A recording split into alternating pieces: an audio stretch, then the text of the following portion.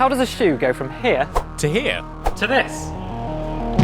Can you even buy a decent, affordable carbon-plated racer? This shoe is £160. But is it any good, and how is it even made? Well, stay tuned because we're going to answer those questions. I'm here at the start of the Supershoe making process in Lille. Now this is Kiprun's design facility, and behind me is step one in bringing a shoe to reality, which is drawing out what the next shoe is going to look like. Now in 2022, Kiprun launched the first iteration of their carbon-plated racing shoe, the KD 900X, but then immediately started working on a new and improved version. But how does a shoe go from idea to reality?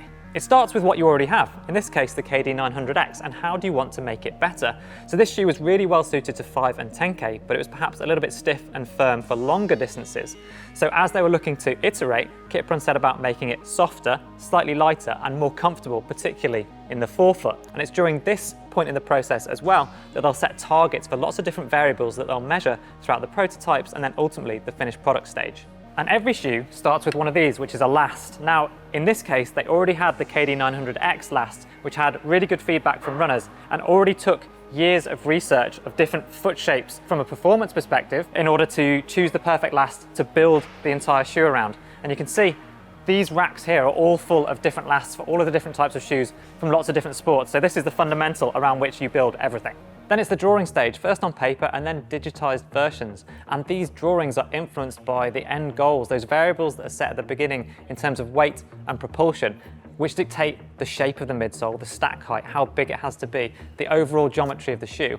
All of those things have to feed into what the shoe is going to look like. Next up, we've got the upper, which is this bit, the bit that has the laces in, that conforms to your foot, and basically that attaches to a footbed at the bottom here, gets sewn onto that, and that gets then stuck on to the midsole to connect the two parts of the shoe.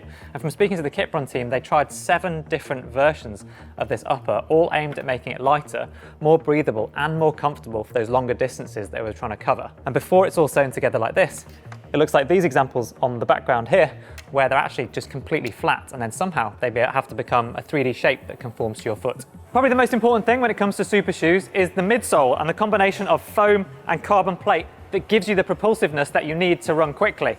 Now, in the case of the KD 900X LD, they kept the carbon plate very similar from its predecessor, but now the foam is in 2 parts, and they experimented with 8 different designs, that's 8 different molds, and 4 different compounds of foam in order to get that perfect combination. And you will notice that it both looks and feels very different to the previous version. So overall, the new upper saved 10 grams and the new midsole saved 20 grams, but with 7 different variations of upper, 8 different designs for the midsole, 4 different foam combinations, there needs to be a way of testing that, and so they all get prototyped into different versions of the shoes that you can see here. There are multiple different uppers, multiple different foam compounds, and slightly different changes in the shape and design of all of the shoes in front of me. So there are lots of prototypes, but then someone needs to test them in the real world, which is where Kiprun's roster of elite athletes come in.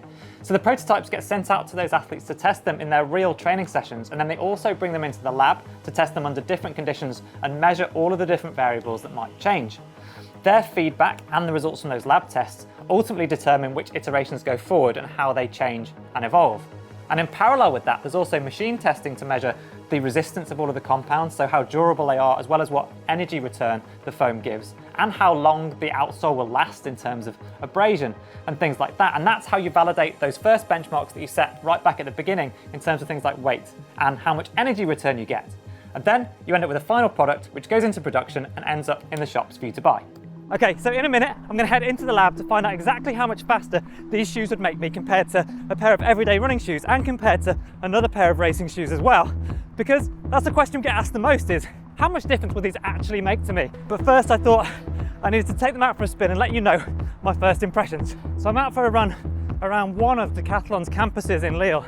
It's a massive company in France, and coming here totally changes your perception of the business. And just, I suppose, the fact that Kiprun really do mean business in the running space. But more importantly, the shoes. First impressions are that even though this shoe is supposed to be an evolution of the KD 900X, which is its predecessor, the 900X LD feels like a fundamentally different shoe. It's much bouncier, much softer, much higher just from a perception energy return, because the KD 900X was very firm. And I like that because it was similar to an old school racing flat, but it definitely meant it was more suited towards 5K, possibly 10K. Whereas this, the new shoe, I'm immediately feeling like I'm running in a half marathon or marathon shoe. And I'm reluctant to say it because I only did my first marathon last year, but they're making me want to run a marathon, which are words I never thought would come out of my mouth. Primarily, when you're thinking about a super shoe, you're looking for the right combination of speed. Does it make you feel like it's propelling you forward and bouncing you off the ground on every foot contact? And comfort. Has it got the combination of foam and stiffness in the carbon plate right? And my first impressions are that this feels like a very expensive racing shoe. It feels like a premium, top-end, power you to a PB shoe. I'm really interested to find out what my lab results will say. This could all be a placebo, but my first impressions are really positive. Okay, so it's lab time for me now to put these to the test in there and myself. But all of the different versions of the KD 900X LD have already been put through their paces by Kiprun's roster of pro athletes out in Kenya, which is why James is in a tent surrounded by some of the best athletes in the world. So once a shoe is actually sent out to athletes, they can start training in it, and they can actually feed back the information to help this shoe go from prototype to, well, this shoe, the end product. And since it's great for interval sessions, speed work, the much harder efforts, and also race day, we thought we'd go and have a look at some of the harder workouts they do in Kenya. The workout these athletes doing is the long speed track session, so 3K times 1, 2K times 2, and 1K by 2, with each 400 meters being 62 seconds for the faster bunch and 72 seconds for the slower bunch, with 90 seconds of recovery between each rep. They do this workout as part of a 30 to 50 mile week, and will be doing hard workouts 1 to 2 times a week in order to get faster. It's really struck me how focused these athletes are. There are no distractions, and recovery is almost as important as the actual runs are. There's a reason that this area has produced multiple Olympic champion and world record holders. They'll often be using and testing their race day shoes in these workouts for 2 reasons. Firstly, for pace. The carbon plate and foam combine for maximum energy return, propelling them forward and enabling them to go faster. Secondly, for improved recovery. The new foam makes recovery a much faster process, and if you're running as many miles a week as they are, you can't keep doing it week in, week out if you're not recovered. Huge respect to you, Andy. I know you did a lot of training when you were here in the 10, but shoes have changed a bit since you were here, right?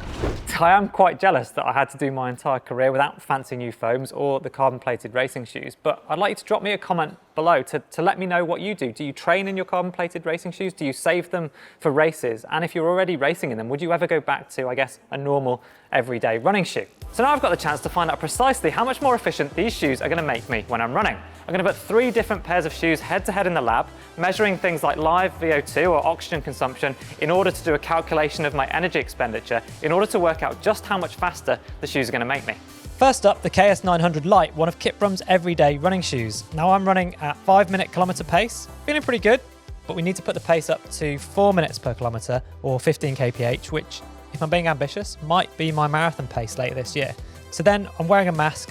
We're measuring metabolic power in watts, and that's a real-time figure that measures how much energy it's requiring for me to run at any given pace. And that's what we're going to compare here to work out whether the shoes make me more efficient. The metabolic power, so the watt per kilogram, is the number we want to lower down when we look at running economy.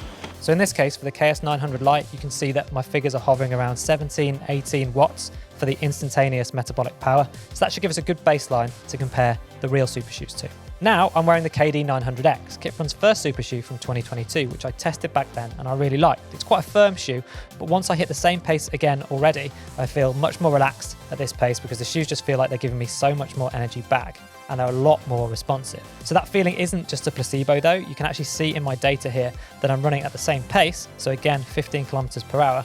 My stat looks like it's hovering around 16 or 17. So at a glance, without the final results, it already looks like they've made an improvement, making me slightly more efficient at that pace. So that's pretty cool to see. So now it's time to put on the KD 900X LD. So I loved the 900X because they felt fast, but they are pretty firm and these immediately feel more comfortable at this sort of pace.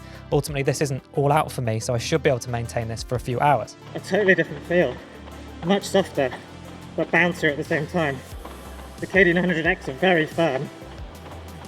These feel really different. We've already seen that in my first review, and even though I don't love treadmill running, and I've done 2 tests already by this point, I don't feel like stopping. So same pace again, and another improvement in the metabolic power stat. To me, at a glance, it's hovering around that 15 or 16 marks in terms of watts. So that looks like it's better just visually. I can't wait to see what the real results are. So I've seen the results and I actually can't quite believe the scale of the magnitude and difference that I've seen. So just to recap, the difference between wearing a regular pair of running shoes, non-super shoes, and the first pair, which were a couple of years old, was 6.9% better running economy. And then to go to the KD900X LD, the brand new pair, that was an additional 1.6% improvement. So that's an 8.4 something percent improvement in my running economy. And to put that into perspective, that difference over running a marathon, so for my pace and my body shape and build, might take me from a 250 marathon to a 240 marathon. So that's a 10-minute improvement.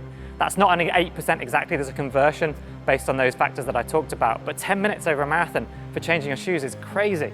So I guess if you want to know whether super shoes could make you faster, then for me at least, the answer is definitely yes. So I've seen how these shoes go from design to creation and then how they get tested by the best athletes in the world. Then I've been able to put them to the test here today myself with some pretty mind-blowing results. But what do you think? And would you like to win a pair? If you would, make sure you subscribe to the running channel, just hit that little button, and then drop us a comment to tell us which race you'd like to wear the shoes in, and then we'll pick a winner. But since James had been out in Kenya, which is pretty cool, and he got to go to the fancy launch of these shoes in Paris, now I think we should watch him put a little bit of effort in. So click here to watch James run a marathon in 5 different pairs of shoes.